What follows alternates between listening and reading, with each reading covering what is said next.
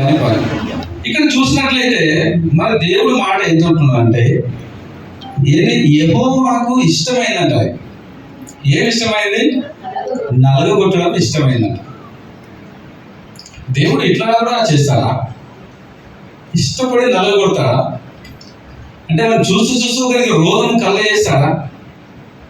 దేవుళ్ళో ఈ కోణం కూడా ఉంటుందా? అసలు మనం ఎప్పుడు చూడలేదు, మరి మనకు అనిపించలేదు అనే ప్రశ్నలు కూడా మనకు రావచ్చు. అయితే ఇక్కడ చూస్తున్నట్లయితే ఈ నలుగొట్టబడిన కుమారుడు ఎవరంటే మనకు బాగా తెలిసిన విషయం. ఎవరైనా నలుగొట్టబడిన కుమారుడు ప్రభు అయిన యేసుక్రీస్తు. హల్లెలూయా. అయితే ఇక్కడ చూసినట్లయితే లోకంలో జీవిస్తున్న తండ్రి కొడుకులకు, ఒక తండ్రికి కొడుకుని నలుగొట్టడానికి సాధ్యం కాని ఈ ప్రపంచంలో, అంటే ఒక మంచి తండ్రి గురించి కూడా మనం ప్రస్తావిస్తాం. ఎందుకంటే మంచి తండ్రి కొడుకుని ఎప్పుడు కూడా ఇష్టంతో నలగొట్టలేడు, ఇష్టంతో బాధ పెట్టలేడు. క్రూరుడై మూర్ఖుడై ఉంటే అది వేరే విషయం. కానీ ఒక మంచి తండ్రిగా ఉన్నవాడు కొడుకుని మాత్రం ఎప్పుడు కూడా అలా చేయలేడు. కానీ దేవుడు ఎందుకు తన కొడుకుని ఇలా చేస్తున్నాడు? ఎందుకు ఆయన నలగొడుతున్నాడు? మరి అదేంటంట? బాధపడి కాదు, ఇష్టపడి అంట. ఇష్టపడి నల్లగొట్టడం అనేది చాలా వేరే విషయం. అది అవునా కదా? ఇక్కడ చూసినట్లయితే ఆయన వ్యాధి కలగజేశాడు. మరి ఎందుకు ఇలా కలగజేశాడు? కొన్ని విషయాలు మనం ధ్యానం చేద్దాం.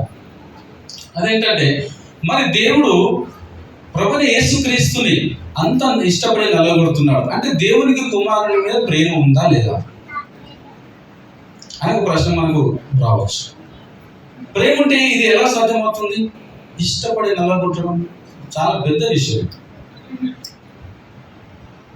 అవునా కదా? అంటే చూద్దాం, ఒకసారి చూద్దాం. మత్తయి సువార్త 3వ అధ్యాయము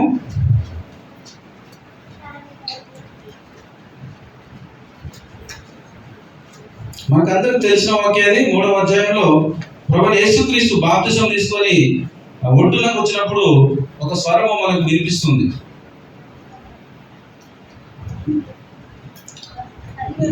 ఏం స్వరం అది?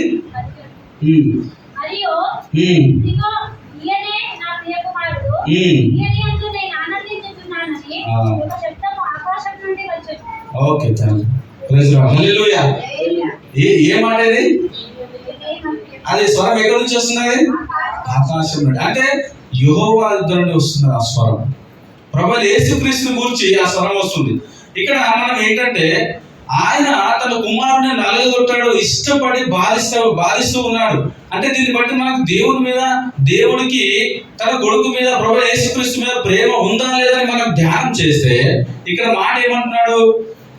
ఈయనే నా ప్రియమైన కుమారుడు, ఈయన యందు నేను ఆనందిస్తున్నాను. మస్తు ప్రేమ ఉంది మరి ఈ వాక్యం ద్వారా మనం చూస్తూ. ఆ కుమారుని యందు దేవుడు ఆనందిస్తూ ఉన్నాడు, సంతోషిస్తూ ఉన్నాడు. మరి సంతోషిస్తున్నాడంటే కుమారుడు మంచివాడే కదా, చాలా మంచివాడైతేనే కదా తండ్రి అంత ఆలోచిస్తాడు, అంత సంతోషిస్తాడు, అంత ఆనందిస్తాడు. అంత ఆనందించే కుమారుడిపై, అంత సంతోషించే కుమారుడిని ఎందుకు ఇష్టపడి నలగొడుతున్నాడు? అవునా కదా? జనరల్గా మనం ఆలోచించినట్లయితే మనుషులలోనే అది సాధ్యం కాని పని. కొన్నిసార్లు అయ్యో చూస్తూ నేను నా కుమారుడిని ఎలా చంపేసుకుంటాను. కొన్నిసార్లు మనము కొడుకులు అంటే ఈ రోజులలో ఇప్పుడు ప్రస్తుతం చూసినట్లయితే ఒక బాధ కలిగించే విషయం ఏంటంటే తల్లిదండ్రుల ముందే కుమార్తెలు చనిపోతున్నారు. అంటే సృష్టి యొక్క ధర్మం ఏంటి? దేవుడు ఇచ్చిన ధర్మం ఏంటి అంటే తల్లిదండ్రులను కొడుకులు పాతి పెడుతూ ఉండాలి. కానీ అది ఇప్పుడు అది జరగట్లేదు సరిగా. తల్లిదండ్రులే కొడుకులను కూతుర్లను పాతి పెడుతున్నారు. మొన్న అక్కడ మనకు అత్తమ్మ కావాలి, మన షేర్కపూర్లో. ఆమె తల్లి ఇంకా చాలా గట్టి ఉంది, 7 మంది పిల్లలు ఆమె గట్టి ఉంది. వాళ్ళ కూతురు చనిపోయింది.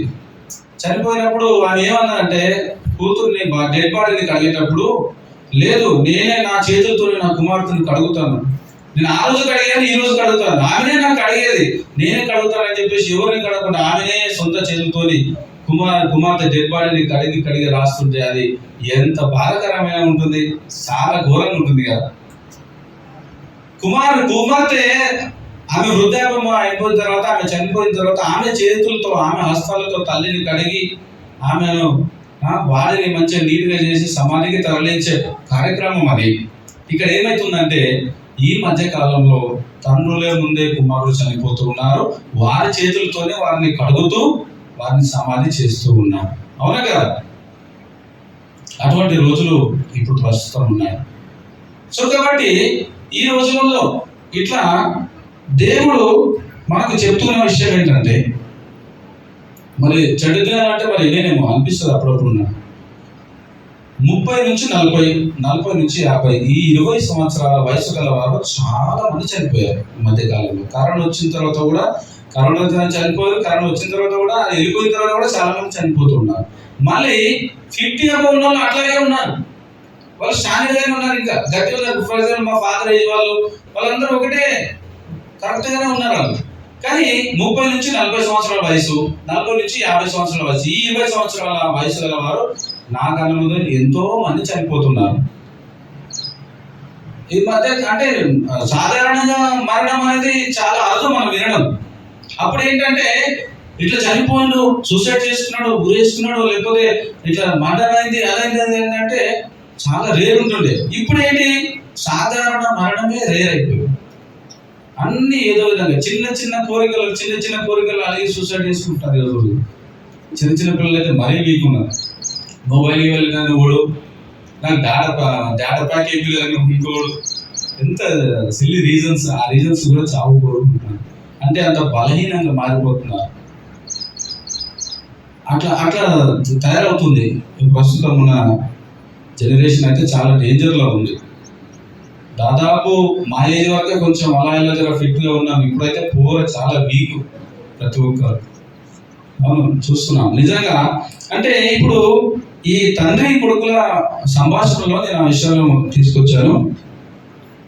ఒక తండ్రి ఎప్పుడు ఆనందపడతాడు అంటే, కుమారుడు మంచి వాడైనప్పుడు, తండ్రికి నచ్చిన పనులు చేసినప్పుడు తండ్రిని సంతోషపరుస్తాడు. అటువంటి కుమారుడు యెహోవాకు ఉన్నాడు. ఆయన ప్రభువైన యేసుక్రీస్తు. ఆ యేసుక్రీస్తునే దేవుడు నేను ఇష్టపడి నలగొడుతున్నాను అని సెలవిస్తూ ఉన్నాడు. అంటే దీంట్లో నాకు ఇంకొక ప్రశ్న ఒకటి వస్తుంది. అదేంటంటే, కొడుకునే ఇంత బాధ పెడుతున్నాడు, కొడుకునే ఇంత ఇష్టపడి ఏం చేస్తున్నాడు అంటే, కొడుకు కంటే మించింది ఇంకేదో ఆయనకుండే ఉంటుంది. రైట్?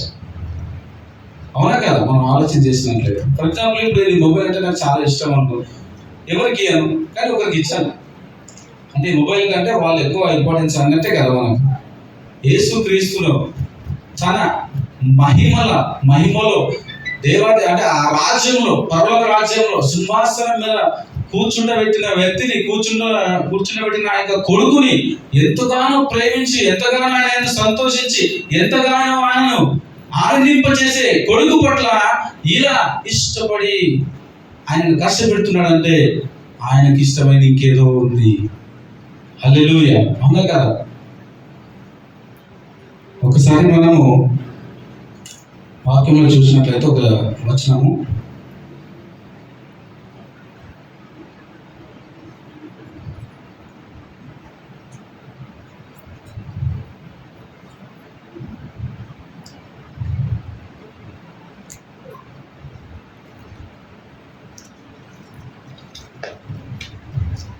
ఇక్కడ చూసినట్లయితే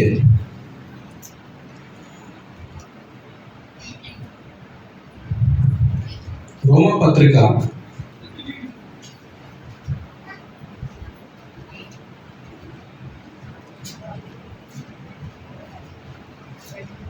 5:6 ఒక మాట మనం చూద్దాం. రోమపత్రిక 5:6.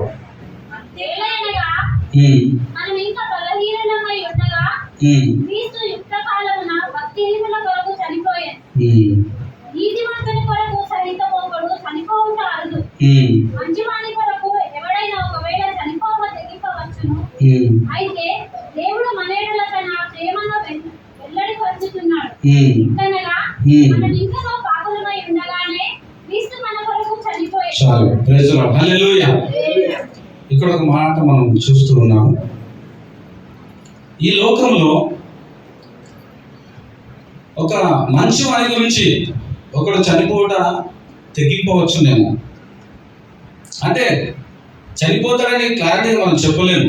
వాళ్ళకి ఆలోచన రావచ్చునేమో, వాళ్ళు లేకుండా నేను ఎలా బ్రతుకుతాను, వాడు నాకు చాలా క్లోజ్ ఫ్రెండ్, లేదా మా వైఫ్ లేకుండా నేను ఎలా బ్రతుకుతాను, నేను ఒక్కరిని ఎలా ఉండగలని చెప్పేసి ఆలోచన రావచ్చునేమో.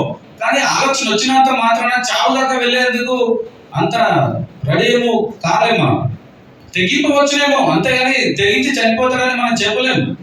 ఎవరి గురించి?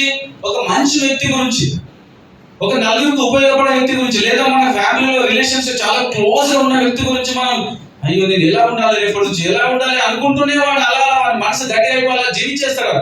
చనిపోయేంత వరకు వెళ్ళలేదు. ఒక మనిషి గురించి ఒక మనిషి చనిపోయేంత స్థితికి వెళ్తారా?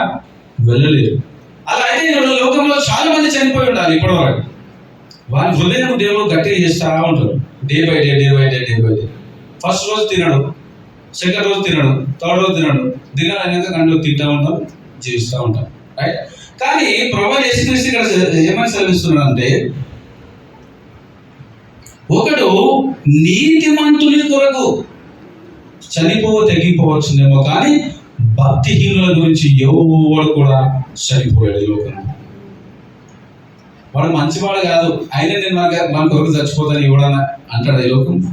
ఎవడన్నా అసలు మనం ఎక్స్పెక్ట్ చేయదు, అది ఊహించో కూడా అవుతుంది. అరే మంచోడు ఉండే పాపం అని అంటాను, మంచోని గురించి అంత ఆలోచిస్తాం. భక్తిహీనుని గురించి మనము చనిపోయే స్టేజ్కి వెళ్ళాత ఈ లోకంలో ఎవరికి లేదు.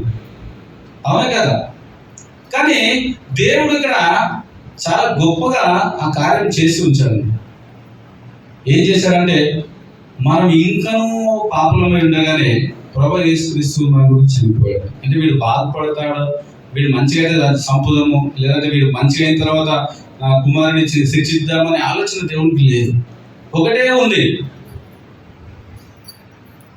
ఏమని ఉందంటే, ఏదైతే మొదట ఆదాము అవ్వలు తన ఏదేను తోట నుంచి ఎలా అయితే వెళ్ళగొట్టారో, ఈ లోకంలో చూసినట్లయితే కోపంలో ఒక తండ్రి ఒక మాట కోర ఇంట్లోకి వెళ్ళి అన్న తర్వాత కూడా మళ్ళీ నేను ఒకసారి ఏమైందంటే, మా అమ్మ నన్ను కొడితే నేను షాప్ దగ్గర పోయి కూర్చున్నా.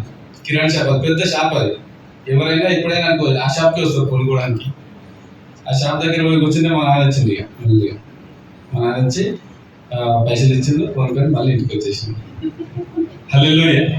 అంటే పోరా ఇక్కడ నుంచి అని పంపించేస్తారు, కానీ మళ్ళీ వెతుక్కుంటూ వస్తారు. రైట్? సో కాబట్టి ఇదంతా దేవుని యొక్క స్వభావం. దేవుడైన యెహోవా ఏం చేస్తారంటే, ఆదాము అవ్వలు ఏదైతే వాళ్ళని తోటల నుంచి వెళ్ళగొట్టినప్పటి నుంచి ఆయనకి నిద్ర లేదండి. అందుకే అన్నాడు, ఇశ్రాయేలును కాపాడు పూనుకోటి నిద్రపోవడానికి. అది బహుశా మనకేమో చేయవచ్చు. అరే నేను వీళ్ళని వెళ్ళగొట్టానే, నా రూపంలో చేసుకున్నాను, వీళ్ళని పంపించేశాను, వీళ్ళు మళ్ళీ నా దగ్గరికి ఎలా రావాలి, నేను వాళ్ళు ఎలా వెతుకుంటూ వెళ్ళాలి అని చెప్పేసి దేవుడు ఎంతో బాధపడి ఉండవచ్చు. అవునా కదా? చాలా బాధపడి ఉండవచ్చు. ఆయన నిద్ర లేని రాత్రులు గడిపి ఉండవచ్చు. ఆయన కొడుకు నిద్రపోవడానికి దేవుడు వాక్యం శ్రమిస్తుంది. మన గురించి కూడా నిద్రపోని రోజులు ఉండవచ్చు. అదే ఆ నిద్రలేని రాత్రులు, ఆ నిద్రలేని గడియలు మన ప్రభువైన యేసుక్రీస్తుని ఏంటి సిలువ మీద త్యాగం చేసేటట్లు చేశాయి. హల్లెలూయా. ఒక మాట అంటే మనం ఏంటంటే, వాని పెళ్ళి నా సాగు వచ్చిందని అంటారు కదా. ఆదాము వాళ్ళ పెళ్ళి యేసు ప్రభు సాగు వచ్చింది. అవును చేసిన తర్వాత పెళ్ళి అయిపోయింది కదా. అది ఎవరి సాగు వచ్చింది? ప్రభువైన యేసుక్రీస్తు సాగు వచ్చింది కదా. 4000 సంవత్సరాలు గడిచిన తర్వాత ఆ సాగు అయితే కానీ మళ్ళీ వాళ్ళు మంచిగా అయ్యేటట్లు లేదు. చూసారా దేవుడు ఎంత గొప్ప ప్లాన్ వేసాడు మన గురించి. ఒక ఉన్నతమైన స్థానంలో ఉంది అంటే మనం బ్యాక్ టు ఈడెన్ అన్నమాట. అంటే మనం మళ్ళీ ఏదైతే తోటలోకి వెళ్ళాలి, మన గమ్యం, మన గురి అంతా కూడా అదే. ఏదైతే మొదటి ఆదాము బయటకు వచ్చాడు, మళ్ళీ రెండవ ఆదాము ద్వారా మనం లోపలికి వెళ్ళాలి అనేది దేవుని ఆయన యొక్క సంకల్పం అయి ఉన్నది. ఆ సంకల్పమే దేవుడు తన ప్రియమైన కుమారుని నలగొట్టాడు. ప్రియమైన కుమారుని ఇష్టపడి బాధ పెట్టాడు. మామూలుగా బాధ కాదది, ఏదో రోగం వచ్చి చనిపోయాడు అనేది విషయం కాదది. అనువనువున బాధ, శరీరాన్ని నలగొడుతూ ఉన్నాడు. శరీరంలో కొరడాలతోని, ఆ తలకు ముళ్ళతోని, ఆ ముళ్ళు పెట్టినప్పుడు రక్తం కాల్చినప్పుడు దేవునికి బాధ అనిపించలేకుండా అయ్యో నా కుమారునికి రక్తం పారుతుంది. మరి ఎందుకు అలా సైలెంట్ ఉండిపోయాడు? ఎందుకు అలా నోరు తెరవకుండా ఉండిపోయాడు? ఈయన నోరు తెరవలేదు, ఆయన దేవుడని ఆయన తండ్రి కూడా నోరు తెరవలేదు. మరి అలా ఇద్దరు ఒకరిని చూస్తూ ఒకరు సైలెంట్గా ఉండిపోయారు. రక్తం ఒక దిక్కు కారుతుంది.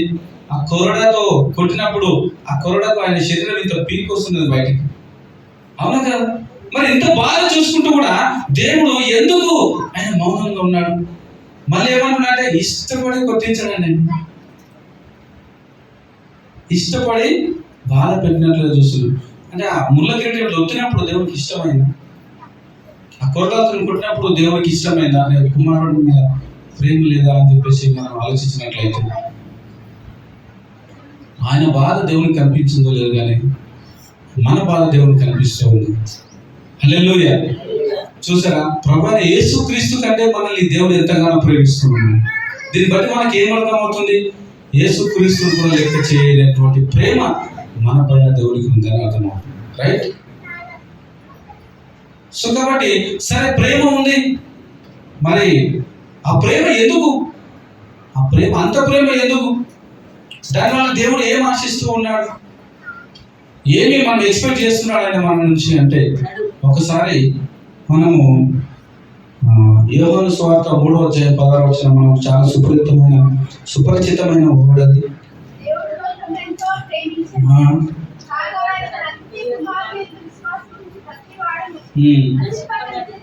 నశింపక నిత్య జీవము ఆయన అనుగ్రహించును. హల్లెలూయా. చూసారా, మన చివరిలో దేవుడు కన్క్లూజన్కి వచ్చేసి ఉన్నాం మనం. అదేంటంటే ఆయన ఎంతో ప్రేమించాడు. ఆయన అద్వితీయ కుమారుని విశ్వాసం నుంచి ప్రతి వాడు నశింపగా నిత్య జీవము, ఎటర్నల్ లైఫ్, నిత్య జీవము కావాలి మనకి. అది దేవుని యొక్క తాపత్రయం. నిత్య జీవము అంటే మనకు చావు లేనటువంటి జీవితం కావాలి. దేవుడు సృష్టించిన ఆ మొదటిలో ఏ ఉద్దేశంతోనైతే మనిషిని దేవుడు సృష్టించాడు, తను మహిమపరిచినట్లు వారిని మనుషులను దేవుడు సృష్టించాడు. మళ్ళీ అదే స్టేజ్కి నేను ఎలాగైనా వారిని చావు లేని జీవితానికి వారిని నేను పిలువనిపించాలి, చావు లేని జీవితం వారికి ఇవ్వాలి.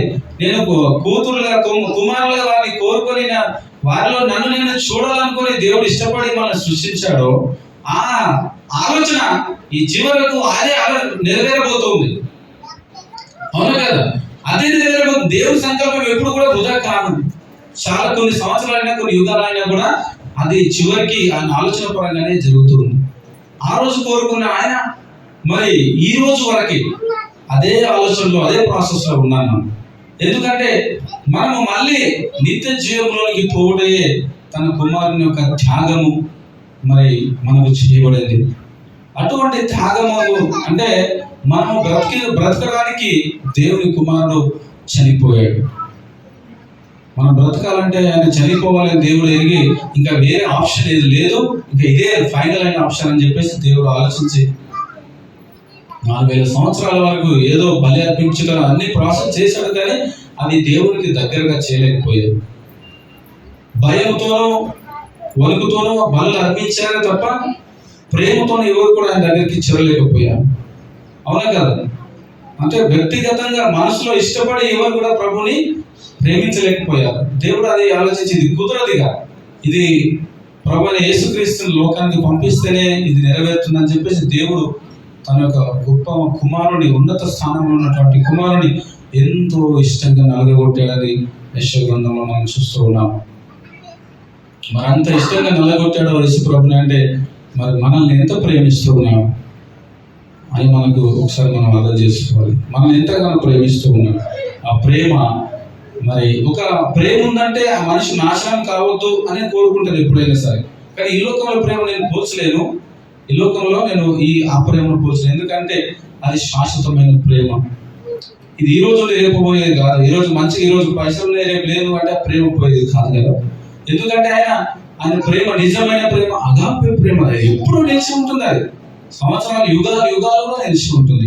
అటువంటి ప్రేమతో మనం ప్రేమిస్తున్నాడు కాబట్టి ఆ ఉన్నతమైన స్థానం ఉన్నటువంటి ప్రభువైన యేసుక్రీస్తుని శిలువ త్యాగానికి గురి చేశాడు ఆయన. మరి ఇష్ట ప్రకారంగా చేశారంటే చాలా గొప్ప విషయం ఇది.